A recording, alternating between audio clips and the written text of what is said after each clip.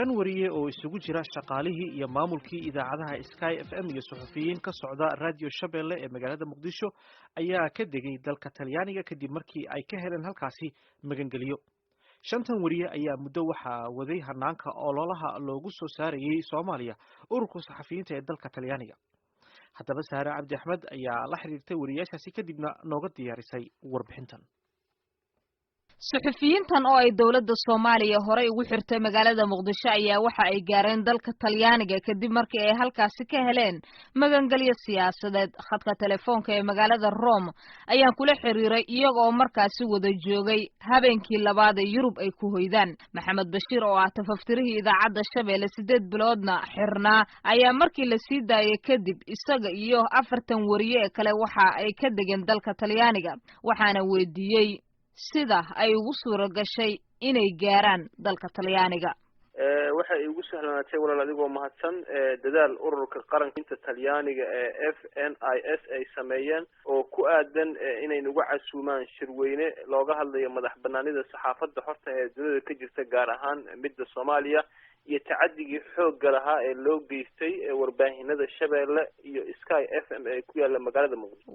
runtii Muqdisho intaan ku sugnayn tacaddiyo iyo dhibaatooyin xoog leh ayaan la kulmay shakhsiyan ani ahaan iyo wariyaal kale oo idaacadda Shabeelle ka shaqeynayay 3 sano ee ugu dambeysay taasi oo aan kala kulanay dawladda federaalka ee Soomaaliya. marka runtii farxad ka duwan tii Muqdisho oo amniga khatar ku ahayd isla markaana digniino ugu dambeeyay sida saraakiil hay'adaha amniga dawladda gaar ahaan nabad sugidda ka tirsan ay siiyeen la igu sheegay in la dilayo mid ka duwan tii Muqdisho aan ku haystaan magaalada Rome ee wadanka Talyaaniga. maxay ahayd wixii khatarta ugu badan ku gelisay ee Muqdisho aad kula kulantay? runtii khatarta ugu badan ee Muqdisho aan kula kulmay waxa ahayd in gaadiid dagaal igu soo weeraray, in la qabtay, in godka jilac la igeeyay, in la ijir dilay oo maasal la igu dhajiyay. maxaan Bashir idaacadda Shabeelle waxa lagu xagliyaa ama markaasi ay dawladda ku xaglinaysa in warar been abuura la sheego xilliyada qaarkood waxaan jirin ay abuurto ay kiciso. adigu waxaad kamid ahayd madaxdii dhinaca wararka iyo barnaamijyada idaacadda. dabcan ma jirtaa in adinka qudhiina ka badbadin fara badan iyo ku tumasho xagga xorriyatul qowlka adinka dhankiina aad sida kale u adeegsanaysaan? walaal wax ka jira ma ahan idaacado badan baa ku yaala Muqdisho. qofka haddii xitaa wariyo saxafi qalad uu ka dhici kara laakiin in la koronteeyo oo la jir dilo ma ahan sida nagu dhacday oo markaati ma doonto aanu ahayn oo cadeymihii muuqdo oo nabaradii yaala cadeymahoodii aanu hayno.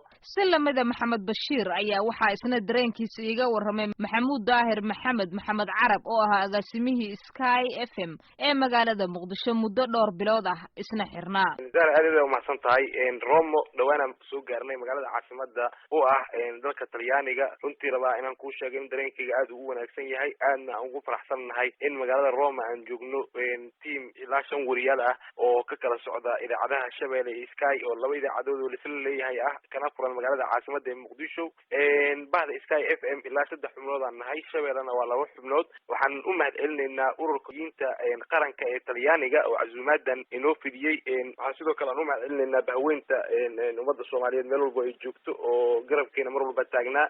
arrintan waxay ku timid dhibaatooyin iyo tacadiyo la soo gaaray oo aad ogtahay ummadan ay og yihiin in muddo 2 bilood ah aan xirneen anagoo aan wax xukun aan helin. akhiiranna maxkamadii go'aan ay ku gaartay in ganax lacageed la dul dhigo. khaasatan aniga hadda waxaa la ganaxay $2,000 lacag dhan iyo intaan xirnaa waqtigeeda garsooraha kumuusan dhawaaqin. 7 biloodna qofka muwaadinka iskama xirnaan karo ilaa in la xukumo mooyaane. marka gabar Soomaaliyeed oo kamid ah ururkan suxufiyiinta qaranka Talyaanigana ka horgashay Shukri Saciid oo runtii door muhiim ah ka dhaxishay in shirkan maalinta Jimcaha dhacaya inaan ka qayb galno anagoo 5 wariyaal ah Soomaaliyeed ah dhalinyaro ah in magaalada caasimada ee Muqdisho aan ka soo baxno, Uganda aan soo marno, Turkiga aan soo marno, Rome aan imaano, fiiso Talyaanigana aan ku nimaano. runtii waa arrin cajiib ah. Shukri Ciise oo ah gabar suxufi ah oo Soomaaliyeed kana shaqeyso wargeyska The Republic ay ka soo baxa dalkaasi Talyaaniga ayaa qayb weyn ka geysatay inay dhalinyaradaasi 5 iyo 3 ka sii horeysayba oo ay kamid ahayd gabar wariye ahayd ay ka soo saartay magaalada Muqdisho.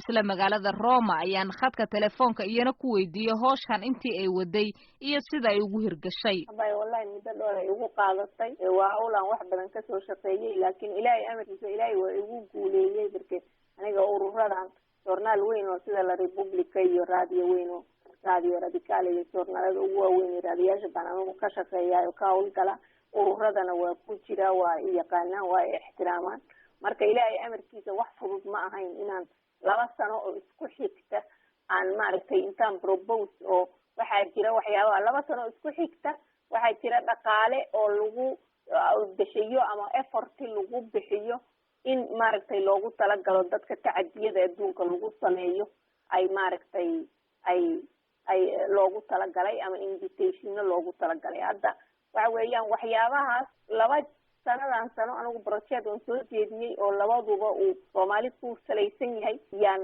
ku guuleystay loogu tabaruco oo Soomaaliya marka waxa ugu weyn oo Soomaaliya haysta caqabada waa fiisaha anigu fiisahan baan xoogayga saaray iyo income-kii ku dhici lahaa ilaa iyo hadda cid igu caawisay ma jirto formal oo siyaasad ahaan baa laygu caawiyay oo project-kii baa laga apply gareeyay laakiin finance-iga iyo wax walba iyo xoogii iyo galay iyo wixii aniga maaragtay ku qaybay laakiin ayagu siyaasad ahaan bay igu raaceen oo igu ayideen oo igu garab galeen.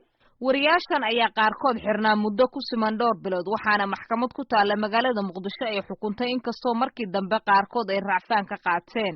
Tirada wariyaashana ay la soo qaaday ee 5 ah waxa ka sii horeeyay 3 kale waxayna taasi ka dhigaysaa tiradii ugu badneed oo wariyaal ah oo mar qura ka hela magangeliyo dalka Talyaaniga inkastoo qayb weyn ay ka qaateen ururka dalkaasi Talyaaniga ee suxufiyiinta ururka suxufiyiinta caalamiga ah ee dalkaasi Talyaaniga.